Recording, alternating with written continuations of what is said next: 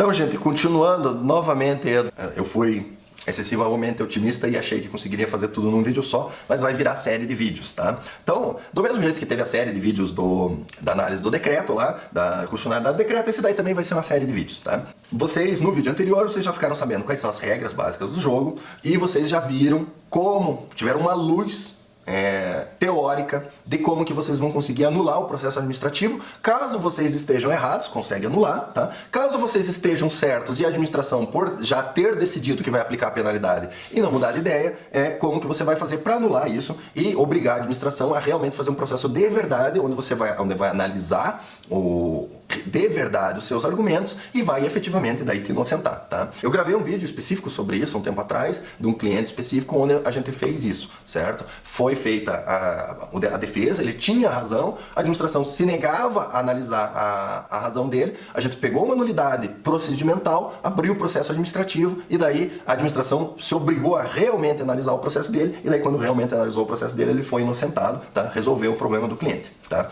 Então, o que acontece? Essa é a regra básica. E agora a gente entra na primeira parte prática, que é como que o processo é aberto e como é que ele segue, tá?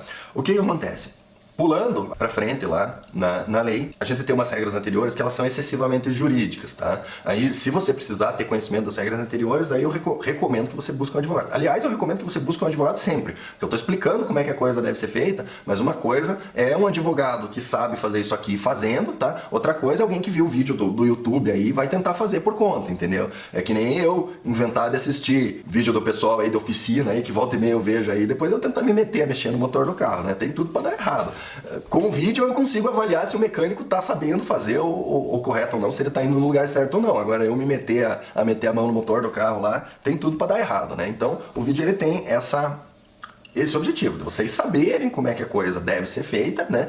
Mas se for tentar fazer, aí é por sua própria conta e risco, porque tem uma forma correta de fazer, assim como tem uma forma correta de mexer no motor do carro lá. Normalmente, quem não tem experiência, quem não sabe fazer, quem não é mecânico, vai mexer, vai acabar quebrando alguma coisa lá que não devia, né?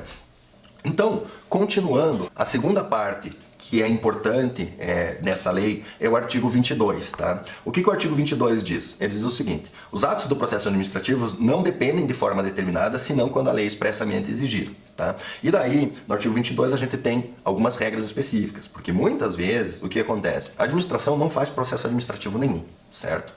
Eles não fazem nada. Eles só trocam e-mail entre eles lá e tal, mandam uma intimação para você apresentar a defesa, você apresenta a defesa, eles imprimem a defesa, largam lá num canto, aí aplicam a penalidade padrão lá deles, assinam, mandam para você e não tem um processo de verdade, porque eles acham que o processo não tem forma. Mas não é assim, não é tão bagunçado assim, certo? Porque o que diz a lei? Os atos do processo devem ser produzidos por escrito, ou seja, se não está por escrito, não faz parte, não vale, certo? Muitas vezes eu vejo processo administrativo onde eles estão decidindo com base em coisas que eles conversaram lá, fizeram uma reunião, não bateram ata de nada, né? E estão decidindo em cima daquilo. Não, tem que estar escrito, tá? Mas precisa as peças, os documentos, ter data, local de realização e assinatura da autoridade responsável, tá? Por isso, por exemplo, que no outro vídeo eu falei assim, olha, esse documento aqui parece verdadeiro. Por quê? Porque ele tinha data, ele tinha local, ele tinha a assinatura, ou pelo menos o nome da autoridade responsável, entendeu? Que muitas vezes a gente considera como assinatura, tá? Então, ele era um documento com os requisitos mínimos, em contrariedade a uma minuta que eu recebi, que não tinha data, não tinha local, não tinha o nome de quem fez. Aí, obviamente, não se tratava de um documento inserido num processo administrativo real. Então, no mínimo, a gente precisa ter os papéis impressos, contendo data, o local e quem que é o responsável por a produção daquele documento, tá? E, quarto parágrafo, o processo deverá ter suas páginas numeradas sequencialmente rubricadas, tá? O que acontece? Como eu falei, muitas vezes eles fazem só uma troca de e-mail, eles fazem uma bagunça lá entre eles. E daí quando você pede a cópia do processo, aí eles te mandam um monte de e-mail impresso, bagunçado, uma papelada, tá? Eu tive uma vez um processo de um cliente que assim, eu sabia que não tinha processo, tá? Porque eu pedi as cópias, eles não mandavam, surgiam as decisões do nada, tá? Uma bagunça sem fim. Aí eu fui lá, protocolei por escrito um pedido e coloquei ainda no pedido de vistas que, caso não fosse atendido, eu pediria a responsabilização pessoal do servidor. Tá? Aí eles me exigiram o pagamento de uma guia, pediram 2 semanas para juntar o processo, certo? Aí e marcaram data e hora para eu buscar o processo, para me punir por ser chato e querer os meus direitos atendidos, certo? Aí fui lá buscar na data e hora. Cheguei lá, eram 3 processos, tá? 3 processos tratando de assuntos do mesmo assunto, que eu também não sei porque que dividiram em 3 processos, mas eram 3 processos tratando do mesmo assunto para punir a mesma coisa. Cheguei lá, os 3 processos impressos, uma pilha desse tamanho, um monte de e-mail, um monte de coisa, só que não tinha numeração, não tinha nada. Não me entregaram nem grampeado o processo. Se eu derrubasse aquela papelada no chão, eu nunca mais ia conseguir montar do jeito certo. E daí, o que eu fiz? Eu sentei lá no meu escritório e comecei a analisar os documentos. E daí o que eu achei? Tinha documento que tinha no cantinho, aparecia assim, ó, no Xerox, o grampo. E daí você pedia para a próxima folha, era outro documento completamente diferente. Ué, se tem o grampo aqui, significa que tinha alguma coisa grampeada atrás. Por que não tinha folha atrás? Tava faltando parte do documento, né? Era um monte de e-mail, sem data, sem nada, né? Tinha documento que aparecia assim, ó, você via no Xerox, quando tem uma folha, uma coisa escrita atrás, o Xerox ele acaba migrando para a parte da frente. Dava para ver que tinha coisa escrita atrás, dava até para ler o que tinha escrito atrás. Aí você ia na próxima folha, era outro documento. Eles mandaram tudo pela metade. Aí o que eu fiz? Eu montei uma análise de tudo que estava errado no documento, informei que esse procedimento era nulo, apontei a falta da numeração dos processos como nulidade, certo? E pedi que fosse retificado e me enviado de volta. Aí passou mais um mês. Tá? Por quê? Porque não tinha processo nenhum, nunca teve. Eles, para atender o meu pedido, juntaram um monte de papelada lá, imprime lá, entrega para o advogado lá, que daí tá certo, é o processo. Nunca teve processo nenhum. Aí, apontei, pedi de volta, eles levaram mais de um mês, aí eles me entregaram. Impresso, com os numerozinhos no canto. Aí, as folhas que estavam faltando apareceram. Só que daí teve um detalhe. No processo específico, na lei específica do estado que eu estava trabalhando, que daí não era essa lei, era uma cópia dessa lei estadual, certo? Dizia que tinha que ter um documento de abertura do processo com autorização da chefia. Adivinha qual documento que não estava no processo anterior e que apareceu com data retroativa no meu processo? Pois é, o documento de abertura. E isso daí é uma das grandes questões que eu vejo com frequência. Você tem que pedir a cópia do processo. E se ela vier sem a numeração, tá, tem que exigir que seja retificado e colocado a numeração. Por quê? Tá? Não estou dizendo que seja todo órgão administrativo que faça, mas isso acontece com uma certa frequência. Chega lá no final, a gente apresenta um recurso dizendo que a decisão é nula, porque faltou esse ou aquele documento, eles pegam, produzem o documento e metem no meio do processo. Depois que o processo já acabou, inclusive depois que já foi decidido, entendeu? Aí, quando você vai no judiciário reclamar que o documento não existe, eles apresentam na maior cara de pau lá na justiça, dizendo, não, mas ó, o documento estava no processo. Então, assim, é uma coisa extremamente legal, é uma coisa extremamente grave, tá? Mas é uma coisa que eu já vi acontecer mais de uma vez. Então, muitas vezes o pessoal fala assim, ah, mas é bobagem, você está exigindo só uma formalidade para se defender porque você não tem razão. Não, não é só uma formalidade, porque a falta da numeração no canto da folha permite que a administração pública produza documento posterior com data anterior para suprimir nulidades. Tá? E normalmente isso acontece quando a nulidade gera alguma responsabilidade do agente público que deveria ter cuidado daquilo e não cuidou. Aí, para livrar a cara do cara, eles vão lá, produzem o documento e enfiam no meio do processo depois, certo? A única coisa que garante que isso não aconteça é a numeração das páginas, porque daí você vai lá, pede cópia e você tem um calhamaço com as numerações de uma forma. Se eles tentarem enfiar um documento novo aqui, vai alterar a numeração, tá? É para isso que serve a numeração, e a numeração é sim muito importante, tá? Então, eu particularmente sou bem chato em relação a isso. O cliente me procurou, falou, quero cópia do processo administrativo. Ah, não, mas eu tenho as cópias aqui, doutor, não tem problema, não precisa. Precisa sim, porque antes de eu começar a trabalhar, eu preciso ter uma cópia do processo administrativo com todos os números sequenciais, porque muitas vezes a gente apresenta a defesa, pede uma nulidade, aí o que eles fazem? Para dizer que a nulidade não existiu, eles produzem o documento e enfiam no meio. Se você não tem a cópia com todos os números, como é que você vai saber que esse documento foi produzido depois? Você não tem como saber, tá? Então, como a gente trabalha com apontamento de nulidades, a gente precisa tomar esse cuidado. E mais, quando você pede a cópia do processo administrativo, enquanto eles não te fornecerem a cópia, não corre prazo. Não corre prazo. Não tem lógica correr prazo contra você, sendo que você pediu para ver o processo e eles não te apresentaram ainda, certo? Tá. Se o órgão está disposto a lhe punir, ele tem que estar disposto a cumprir com todas as obrigações. E uma das obrigações é essa. ter o processo montado certinho, com os números, com a numeração correta no cantinho, tá?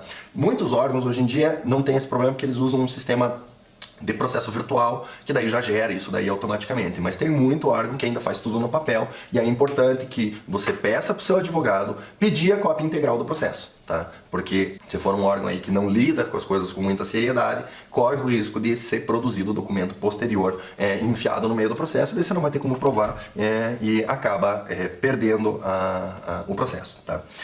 Outro ponto importante nessa parte, tá? Artigo 26. Qualquer ato que seja do seu interesse e que gere ônus ou lhe permita fazer uma defesa, você tem que ser intimado desse ato. Então, o artigo 26 diz exatamente isso. O órgão competente perante o qual tramita o processo deverá determinar a intimação do interessado para a ciência da decisão ou efetivação de diligências, tá? O que é efetivação de diligência? Diligência é qualquer coisa que tenha que ser feita, certo? Então, você tem que apresentar a defesa, diligência. Você tem que apresentar razões finais, diligência. Vai ser produzida uma prova coletiva de uma pessoa e você precisa estar presente para fazer perguntas, diligência. Tudo que exige a sua participação, você tem que ser intimado, tá? E aí vem um ponto importante. O artigo 27 diz o seguinte: o desatendimento da intimação não importa o reconhecimento da verdade dos fatos, nem a renúncia do direito pelo administrado, tá?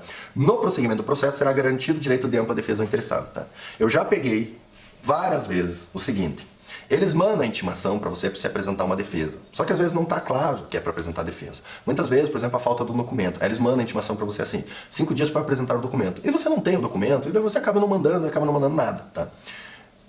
Às vezes está escrito que é para você apresentar o documento, mas está implícito que é apresentar o documento ou apresentar uma defesa dizendo porque o documento não é necessário ou porque a falta do documento não deve gerar uma punição. E o pessoal não entende e simplesmente não apresenta o documento. E daí o que eles fazem? Eles dizem assim: não apresentou o documento e também não apresentou a defesa, então é revelia.